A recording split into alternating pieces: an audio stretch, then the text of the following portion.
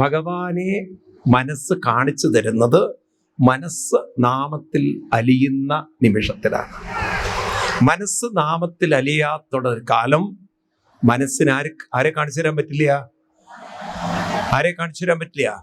ഗീതയിൽ 7-ാം അധ്യായത്തില് 25-ാം ശ്ലോകത്തില് കൃഷ്ണൻ പറയുന്നുണ്ട്, എനിക്കെല്ലാവർക്കും ദർശനം കൊടുക്കണം എന്നുണ്ട്. പക്ഷെ എന്താ സംഭവിക്കുന്നത്?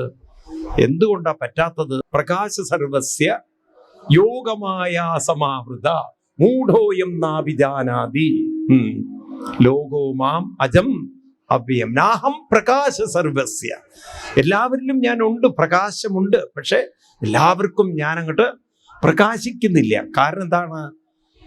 യോഗമായ എല്ലാവരുടെ ഉള്ളിലും ഈ വേണ്ടാത്ത ചിന്തകളുടെ ഒരു മായ മൂടിക്കിടക്കാണ്, മൂടൽ കിടക്കുകയാണ്. കാർമേഘം നിറഞ്ഞു വന്നാൽ സൂര്യനെ നമുക്കൊരിക്കലും കാണാൻ പറ്റാത്ത പോലെ നമ്മുടെ ഉള്ളിൽ ആവശ്യമില്ലാത്ത ചിന്തകൾ അങ്ങനെ വരുമ്പോൾ ആ ദൈവീകമായൊരു ദർശനം നമുക്ക് നഷ്ടപ്പെട്ടു പോകണോ?